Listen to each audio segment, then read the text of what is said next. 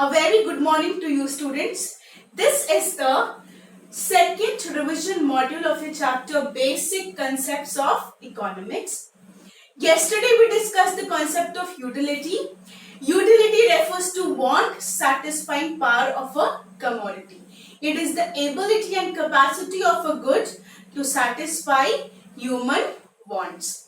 Today we are going to do the two categories of utility, total utility and marginal utility. The total utility is defined as the total satisfaction that is derived from consuming certain quantity of a commodity. So what is total utility? It is the total, sum total of the satisfaction derived from consumption of all units of a particular commodity. And when we talk about marginal utility, it is the additional utility from consumption of one more unit of a commodity. So the word total signifies the total satisfaction and the word marginal signifies the additional satisfaction that you get when you consume one more unit of a commodity. We'll be explaining this with the help of a table and then this concept will be more clear to you people. This is the table that will help you to understand the concept of total utility and marginal utility better. Here we are taking an example of mangoes. Okay, so the unit of mangoes are 1, 2, 3, 4, 5, 6.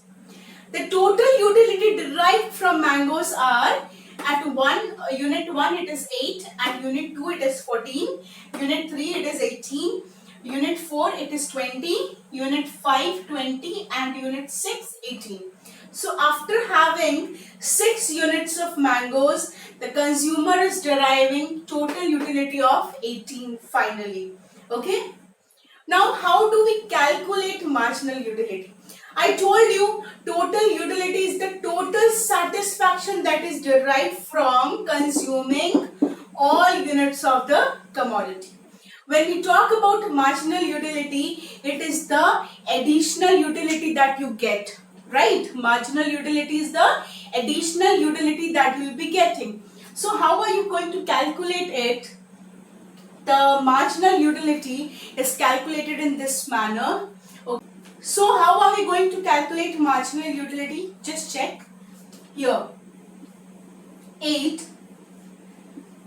के ऊपर कोई value नहीं है, so we'll assume it is 0.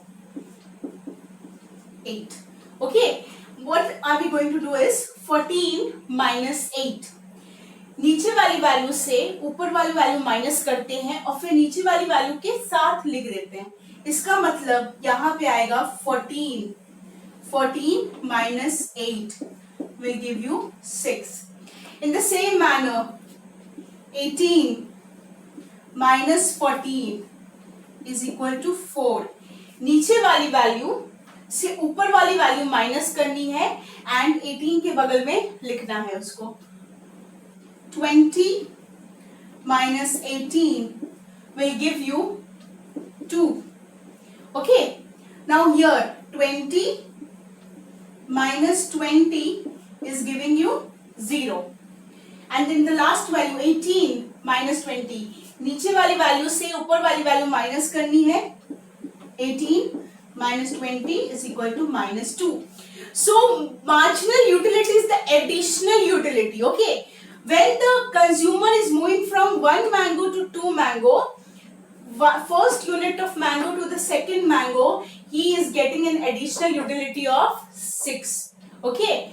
8 plus 8 and 14, what is the difference between the two? It is 6 and you can see here this is the value 6. In the same manner, when the consumer is moving from second unit to the third unit, okay, the consumer is moving from second unit to the third unit, you can see what is the difference between 14 and 18. The difference between 14 and 18 is 4. Okay, and you can see here I have got the value 4. Okay, when the consumer consumes one more additional unit, what is the additional satisfaction that he derives? That is called the marginal utility. Okay, in the same manner, when the consumer is moving from third mango to the fourth mango, you are seeing the difference is 18 and 20. The difference is 2. So you can see here I have calculated the value 2 over here. Okay. So we can say that marginal utility is the additional utility derived from consuming one more unit of a commodity. Okay. Got it? Now you'll observe one thing. Check the marginal utility column. When you will see the marginal utility column, you will observe that the values are 8, 6, 4, 2, 0, minus 2. It means that the marginal utility goes on decreasing, or the satisfaction value goes on decreasing. The additional value 8, 6, 4, 2, 0, minus 2. The values are diminishing or decreasing. Okay, the additional utility you are deriving from each additional unit goes on decreasing. We come to the law of diminishing marginal utility.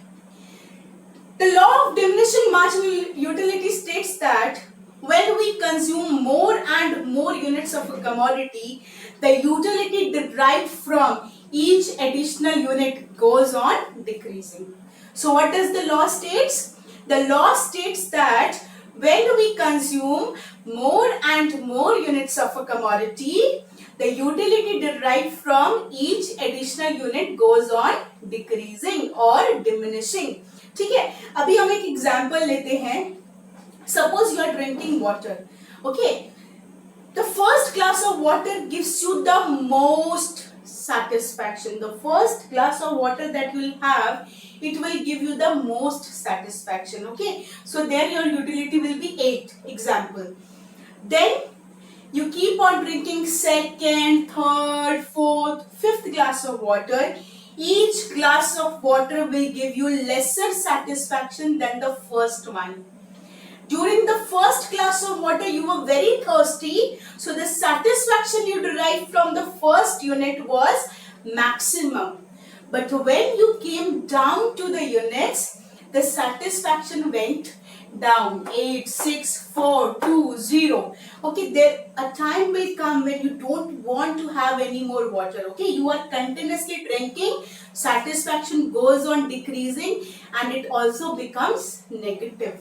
Okay, you don't want to drink any more water. If you gulp any more water, you know everything will come out.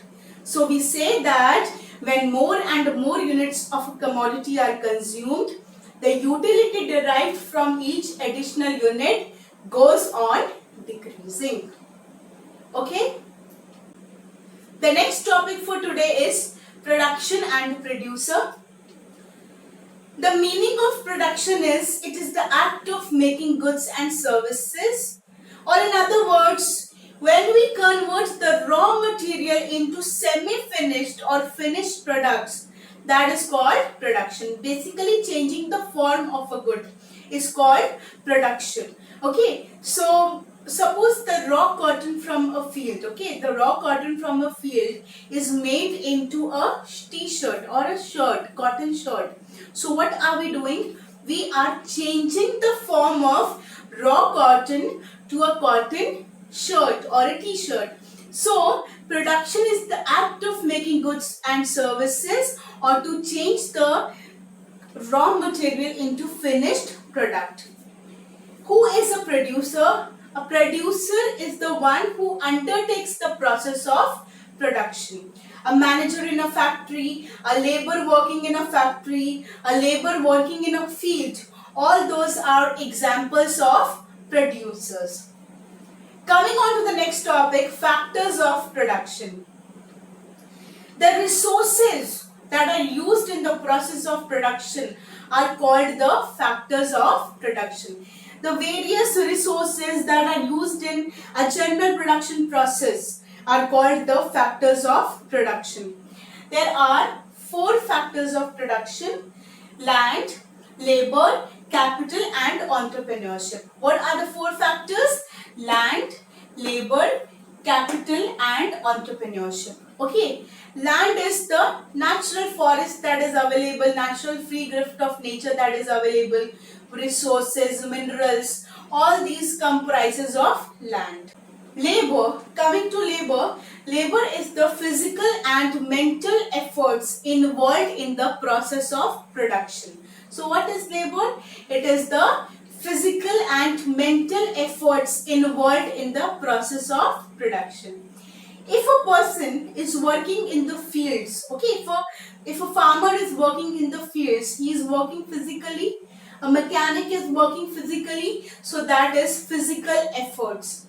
In the same manner, if a manager is working in a company or a firm, he is applying his mental efforts. Okay, so any kind of physical or mental efforts are termed as labor.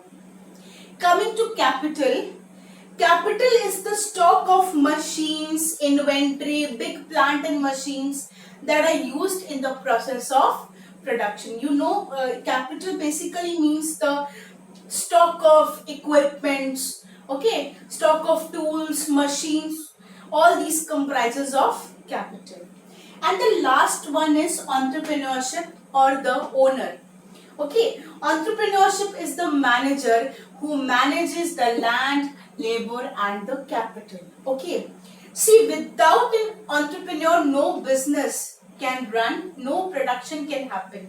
You may have land, you may have labor, okay, capital is also there, but until and unless the entrepreneur manages the three, land, labor and capital, nothing will happen. Okay, so the entrepreneur or the businessman, what he does, he makes the worker work in the factory, he utilizes the land, he gives the capital, he arranges the capital for the process of production. So who is a entrepreneur? He will take the risk and he will take the decision making. He is a coordinating point for land, labor and capital.